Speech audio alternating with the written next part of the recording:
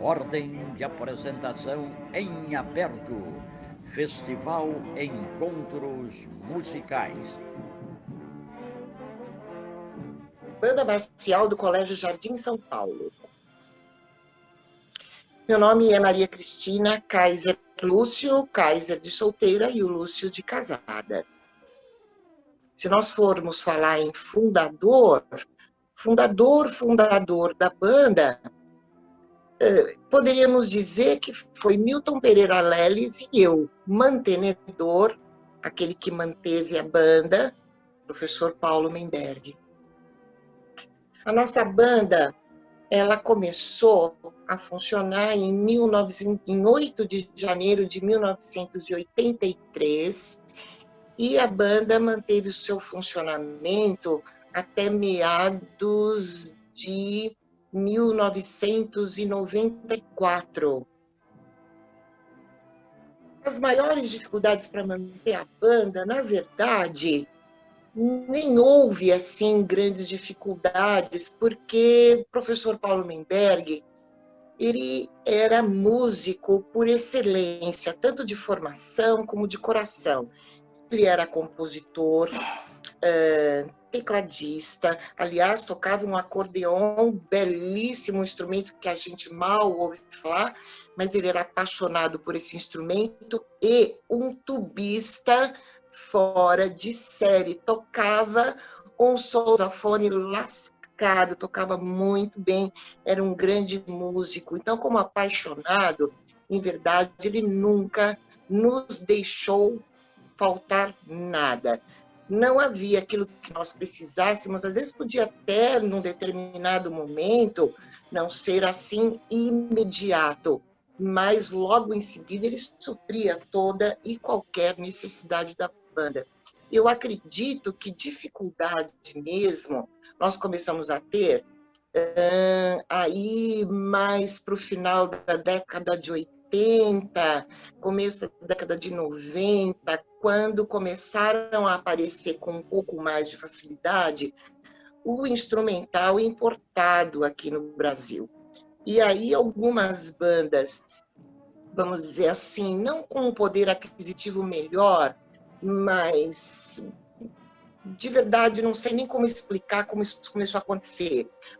Algumas bandas, 2 ou 3 bandas, começaram a trabalhar com o instrumental, até para o meu gosto na época, vamos dizer assim, de uma condição técnica, de um calibre que nem cabia para a condição técnica do músico na época, que quanto mais potente o instrumento, quanto melhor o instrumento, né, claro que ele ajuda na execução, mas ele também vai exigir que o músico que está tocando tenha aí um trabalho técnico dirigido para tirar o máximo desse instrumento. Então, pelo meu modo de enxergar na época, eu nem achava que isso era tão importante, uma vez que era alguma coisa muito cara para se manter, e o músico em poder deste instrumento nem teria condição da manutenção desse instrumento. Mas isso, de uma certa forma, começou a se tornar, assim, vamos dizer, um chamariz, né, de atrair músico. Então, olha, você tem um trombone aí, que não é um trombone de rotor, olha, mas aqui a gente já tem trombone de rotor, sabe? Olha, porque aqui, aí você não tem um trompete X, aqui nós já temos até trompete piccolo, que para a época era uma coisa que não se usava, e de verdade, eu acho inútil que se use hoje em 98% dos casos, mas enfim, né? Então, isso na época foi uma dificuldade, sabe? E assim, um aparato enorme de instrumental de percussão, até pela facilidade de importação, e depois algumas empresas aqui no Brasil começaram, então, a fabricar os instrumentos, como o bolo sinfônico, tímpano, campanário, os teclados todos, e isso acabou virando uma febre que também, na minha concepção, era muito complicado em termos de rua. Né? Primeiro que você precisava de uma carreta para levar toda essa parafernália para a rua, você acabava estragando um instrumento, porque você precisava de lusitana, né? Para poder carregar tudo isso em tempo hábil, para poder montar em frente de palanque. Era tudo uma logística extremamente difícil, extremamente complicada, além de fragilizar o próprio instrumento, que é de rodinha.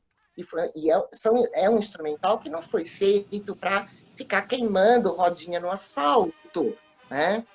Então, eu tinha uma série de senões, mas vira aquela história.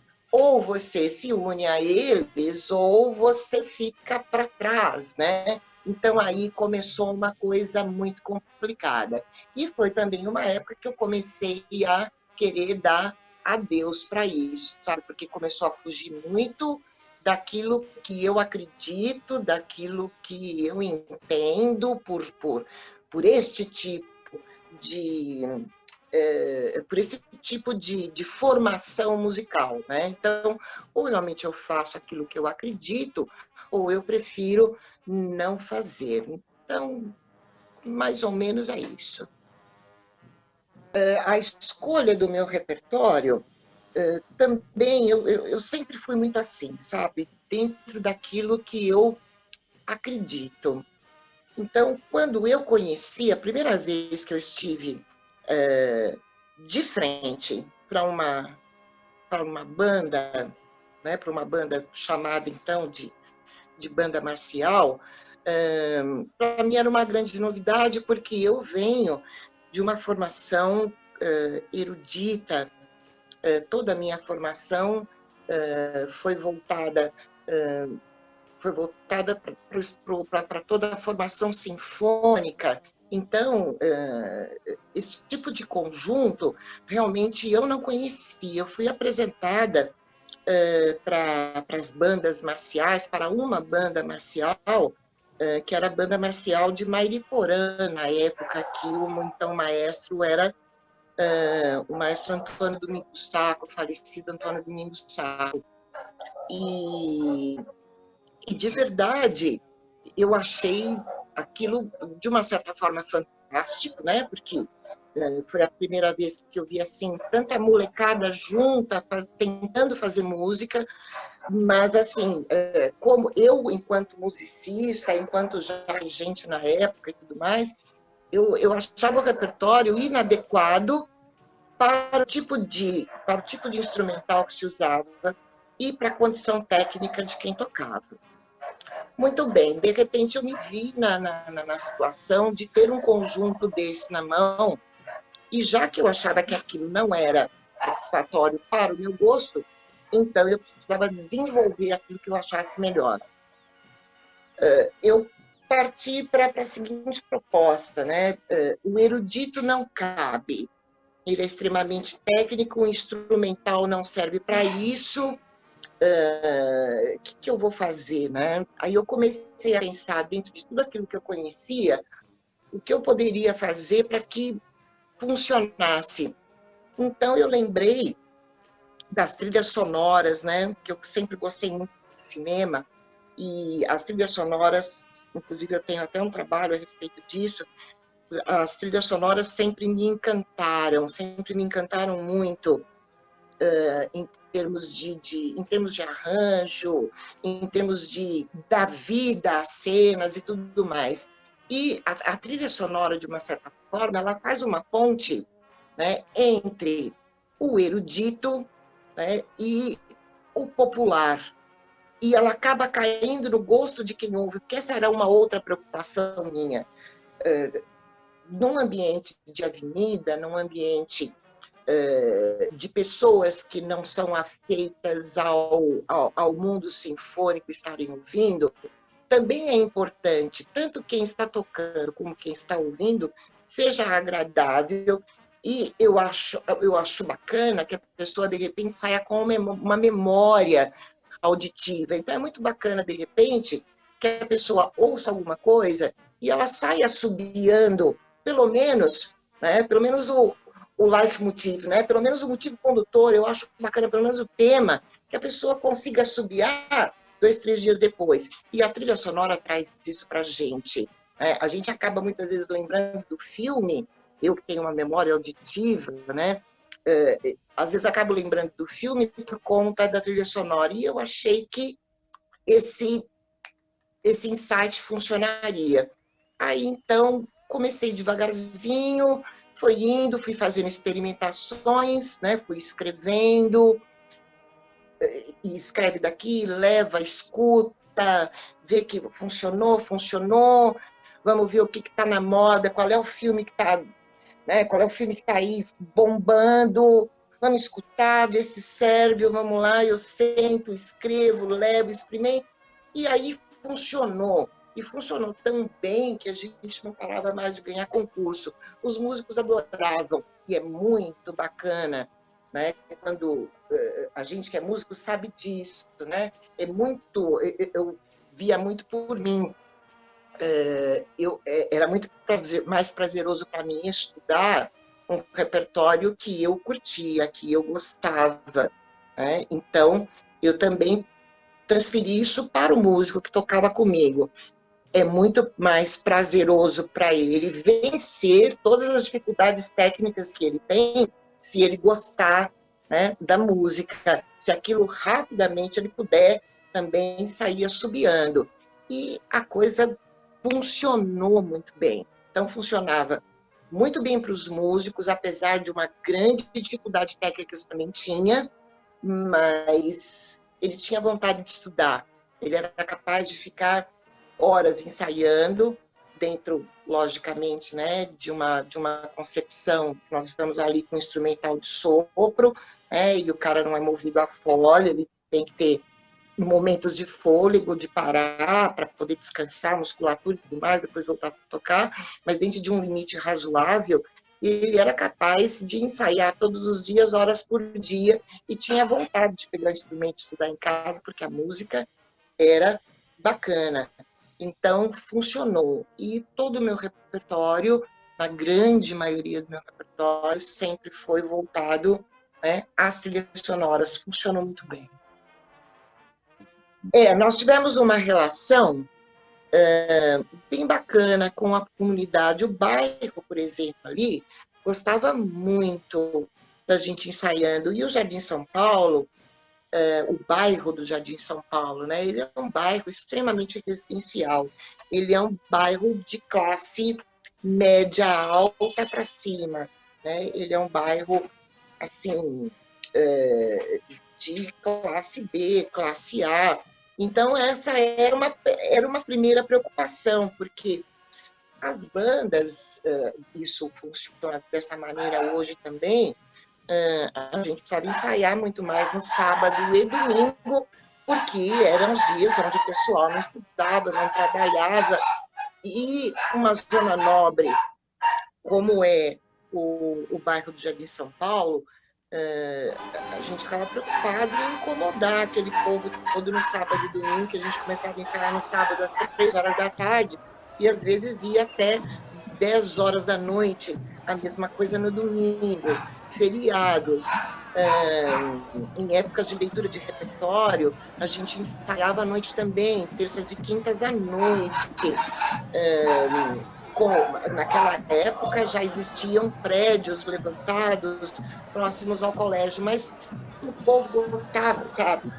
Era uma relação muito bacana. Na verdade, eu não me lembro de nós termos tido nenhum tipo de problema assim, de reclamação de barulho, de estar ensaiando de sábado, ensaiando de domingo. A gente chegava de madrugada, de concurso, com aquele monte de ônibus carregando, enfim. Então, a nossa relação era muito bacana. Uma das coisas mais divertidas, né, aconteciam nos ensaios de marcha, onde o Torinho pegava a banda e saía Jardim São Paulo adentro, e o bairro do Jardim São Paulo é um bairro de altos e baixos, né? Tem muito sobe e desce. A impressão que a gente tem ali é que a gente não consegue andar no plano. Ou a gente está subindo, ou a gente está descendo, né? E o Torinho pegava a banda ali na Leôncio de Magalhães e ele subia aquele morro, ia parar lá no Mirante com a banda, e era engraçado que o povo ficava tudo na rua, sabe? O povo ia para ver a banda, era muito bacana. E as apresentações que a gente fazia no bairro eram, no bairro não, eram na escola, né? Porque o Jardim São Paulo, o bairro ali não tinha essa característica de ter alguma coisa, bairro chique, né? Bairro de gente fina, é difícil o povo ficar na porta de igreja, esse tipo de coisa. Então não fica, bairro de gente fina é outra história. Então nós tínhamos realmente apresentações do colégio, que o professor Paulo gostava muito. Então, tudo que tinha de comemorações na escola, a banda estava lá para tocar. E era muito interessante que o professor Paulo assim, fazia questão, né, que a banda tivesse assim ares, isso já naquela época, né? Hoje isso é mais comum, mas naquela época isso não existia. Já se dava ares de concerto, sabe? Então a banda se apresentava sentada, era uma coisa muito bacana. Claro que nós tínhamos aí, fazíamos uma entrada triunfal de banda marcial, mas depois o pessoal tirava a barretina e sentava. Aquela quadra ficava lotada de gente e fazia esse programa do repertório que a banda ia tocar. Então, todas as comemorações da escola, a banda estava lá, porque ele fazia questão absoluta, mas não era assim uma questão, ele tinha uma coisa de orgulho, sabe? Olha, esses são os músicos da minha escola, essa é a minha banda, mas porque ele era músico, a gente sentia que era uma coisa diferente, sabe? Ele não estava ali para mostrar poderio econômico. Na verdade, ele estava ali para mostrar um trabalho musical que ele desenvolvia dentro da escola dele. E ele tratava esses músicos com muito carinho, sabe? Com muito respeito, até porque ele era músico da banda. Ele era um dos tubistas da banda e tocava do lado do Toninho, do Dinei, do Lucival, enfim, que eram tubistas nossos. E ele se comportava como um outro músico, sabe? Ele não se permitia ser tratado como mantenedor. Ele não chegava atrasado a um ensaio. Quando a gente chegava, Paulo Menberg já estava lá. Nas apresentações, né, ele não estava de terno e gravata, nas apresentações dentro do colégio, estava de uniforme, sabe? E ele entrava na formação e o cara era uma coisa fantástica, sabe? Eu sinto saudade dele até hoje. Mas o nosso relacionamento com tocar na comunidade sempre foi fantástico, sempre foi muito bom. Ai, que difícil eu pensar sobre uma apresentação, mas eu acho que é a apresentação mais importante do Jardim São Paulo por uma questão histórica, até porque foi meu professor. Então, para mim, isso foi uma honra muito grande. E foi Campos do Jordão tocando 1812 com a Orquestra Sinfônica do Estado, regida pelo maestro Eleazar de Carvalho. Eu tenho certeza que ali foi o ponto alto, sabe, de realização para os músicos, né, que se sentiram extremamente valorizados de estar ali com, então, o melhor maestro do país e eu considero até hoje como um dos melhores e maiores maestros do mundo, né?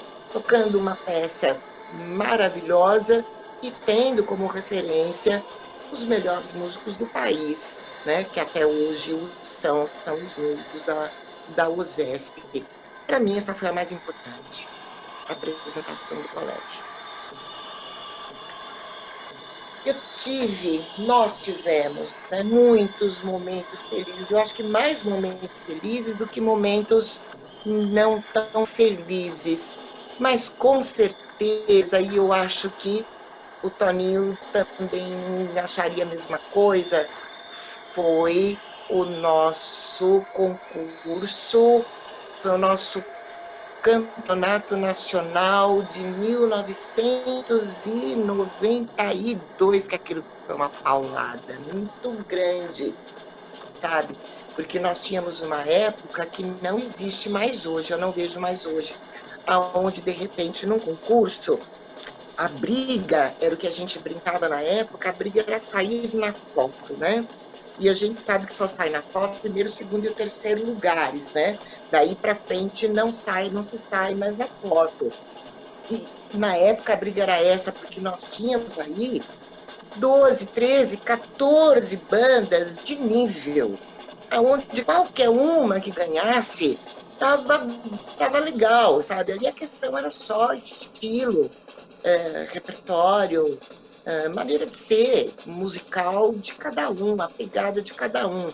Então, era assim, naquela época, se ganhar um campeonato, é diferente um pouco de hoje, que, né, hoje, já há muitos anos, não vou mais em concurso, mas os últimos concursos que eu fui, era comum, em determinadas categorias, uma banda ganhar sozinha, né? Ou às vezes até perder para ela mesma. Mas naquela época não, sabe? Era um negócio muito complicado, eram grandes bandas. E na época ali nós tínhamos o Marista Pio XII, né? Que era assim um show de bola também. E aquele campeonato realmente foi assim, aquela coisa assim de todo mundo chorar depois, sabe? Porque foi maravilhoso. Acho que foi assim a melhor coisa na época. Ah, sim, tem o concurso dos campeões também, né? Que também era assim, 6, 7 bandas concorrendo, primeira e segunda fase, sabe? Você tinha coisas obrigatórias a cumprir, né? Então, de repente, ganhar aquele concurso também foi muito bom. A questão de eu ser mulher, e nós estamos falando aí na década de 80, década de 90, então tem um tempinho. Na época eu era a única mulher, então eu me cobrava uma postura diferenciada, porque o universo masculino, às vezes, é um pouquinho complicado, né? E eu era muito jovem, então realmente eu me cobrava uma postura de distanciamento, eu estava em meio a todos, realmente, quando havia necessidade de eu estar. Caso contrário, eu estava mais recolhida, até para que não houvesse nenhum tipo de abordagem mais complicada, enfim, ou para que não houvesse nenhum tipo de interpretação. Então, eu nunca bebi, nunca fui de beber, não bebo, mas eu evitava de entrar em bar, eu só entrava em restaurante realmente para almoçar ou jantar. Depois eu me recolhia a alojamento, a hotel, enfim, eu me cobrava muito isso, porque é necessário, principalmente quando se está numa posição de destaque, se é muito vigiada, se é muito olhada, né? Então, principalmente num universo extremamente masculino, como era aquele, eu me cobrava muito essa questão de realmente agir de uma maneira extremamente profissional. Até algumas pessoas, até hoje se fala um pouco isso, mas são realmente pessoas que nunca me conheceram fora do espaço profissional, que me tem assim como antipática, como ela tem o rei na barriga, ou coisas desse tipo, mas na verdade não era, não é. É mais uma questão, realmente, foi muito mais uma questão de defesa, né? Então, eu passei alguns momentos um pouco complicados, embora já fosse casada, já tivesse o meu filho, que também desde sempre, né, participou, esteve junto. Meu marido fazia parte primeiro como músico, depois como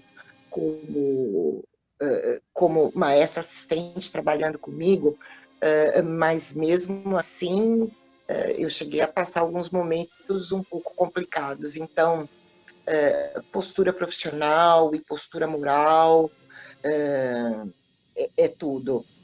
E é isso. Nem sempre as coisas são como a gente gostaria que fosse. É um pouco assim difícil a gente falar pelos outros, né? Mas como eu tenho contato ainda com grande parte deles, até porque muitos deles que não caberia nas duas mãos, né? Eu teria que arrumar mais dedos para contar. Tornaram-se profissionais, e muitos deles profissionais de expoente dentro da música, tanto música erudita como música popular. Então, eu escuto esses depoimentos deles, o que me deixa muito lisonjeada, muito feliz. Eu acredito que a banda do Colégio Jardim São Paulo, sob a minha batuta, pela orientação, né, disciplinar, de valores, de atitudes, do Toninho, conhecido como Bernard, né, que trabalhava comigo primeiro antes com o Milton, o falecido Chocolate, e depois, né, de 1980 e alguma coisa até nós saímos da banda, nós não estávamos mais lá. Eu acredito que isso tenha contribuído bastante para a formação não só musical deles, mas para a formação de valores.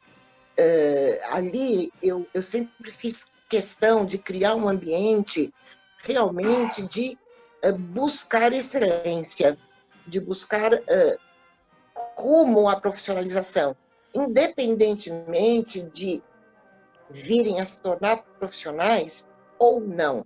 Então, eu recebi muitos músicos ali que já vinham de outros locais e que não liam partitura, eram numerólogos, né?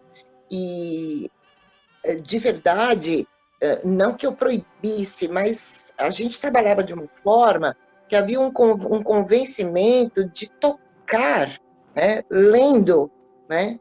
De entender aquela linguagem. No princípio poderia ser mais difícil, mas a médio e longo prazo seria muito mais fácil, o processo seria muito mais rápido, né? Então, nenhum deles saía de lá sem ver. E isso ajuda muito. A questão de eu sempre primar demais, porque isso eu me cobrava enquanto musicista, eu regente, eu sempre me cobrei muito a questão da musicalidade. Eu ainda acredito, hoje vou morrer assim, que a questão da interpretação, a questão da musicalidade, em alguns momentos, ela é mais importante do que a técnica. Então, eu sempre primei muito por eles entenderem o que está tocando, entender o contexto histórico daquilo que eles estão tocando, como melhor se reportar a esse momento histórico em termos de interpretação e adequação de técnica para aquele momento. Então, eu acredito que tudo isso acabou levando muitos deles, né, além de toda uma questão de aptidão musical que certamente cada um deles já carregava consigo, isso ajudou muito para que muitos deles se tornassem grandes músicos hoje, né? Então, nós temos aí Eduardo Stella, Maestro Sadal, Marco Antônio Rodrigues, Henrique Roberto, Inácio Bezerra, o meu próprio filho, Frederico, olha, são tantos, e muitos outros dentro do universo popular, né? Tem muitos deles que estão fora do país, estão tocando fora do país. Alguns não se tornaram músicos propriamente ditos, mas são professores, né?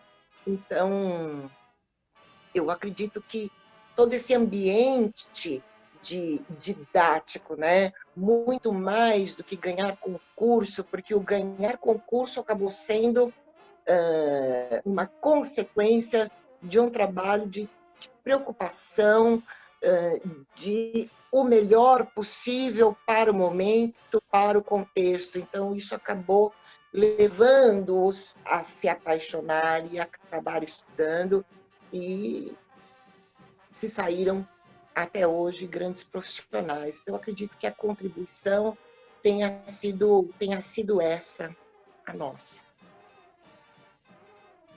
A banda do Colégio Jardim São Paulo, sobretudo, foi uma escola. Foi uma escola não só para quem nela tocou, para quem por ela passou, mas foi uma escola para mim também.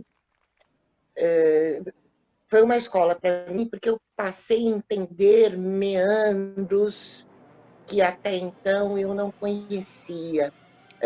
Passei a conhecer etapas, dificuldades, dificuldades técnicas, dificuldades de músicos, dificuldades de execução e tudo mais, que eu até então não conhecia.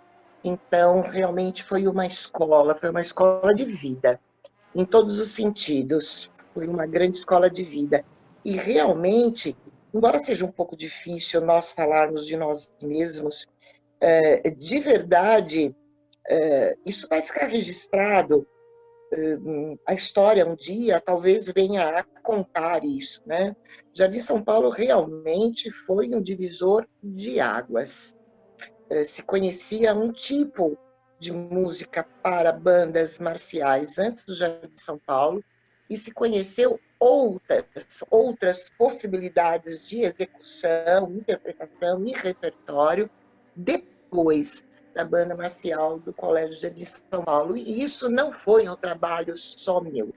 Isso foi um trabalho de construção de todos aqueles que se envolveram naquele grande projeto, isso passando desde o mantenedor da escola até as pessoas que trabalharam e tocaram comigo, que vieram, que compraram essa novidade, vamos dizer assim, porque era diferente de tudo que existia até então.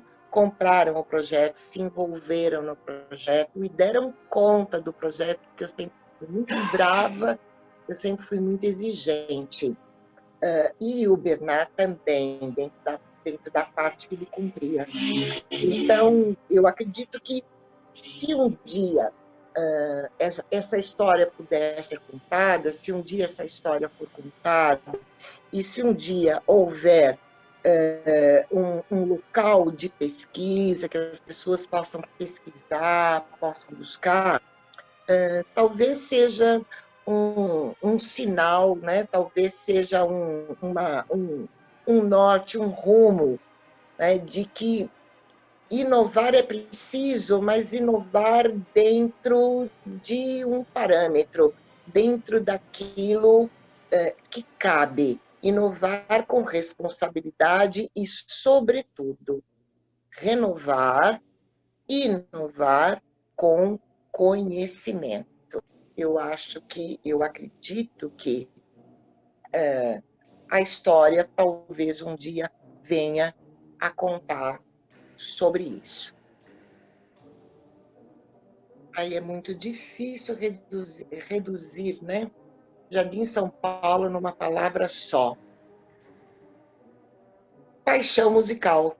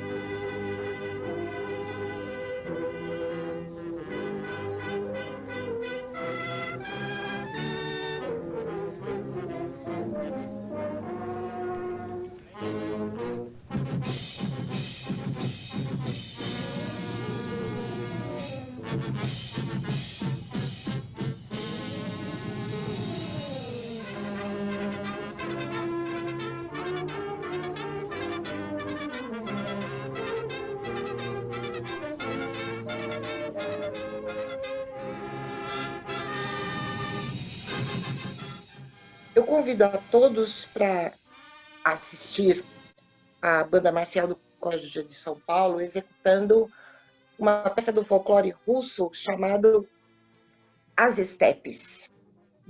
Essa peça, entre tantos outros, ela foi executada no concurso nacional de 1992, onde a banda sagrou-se campeã geral em meio a tantas outras corporações de grande peso e grande técnica.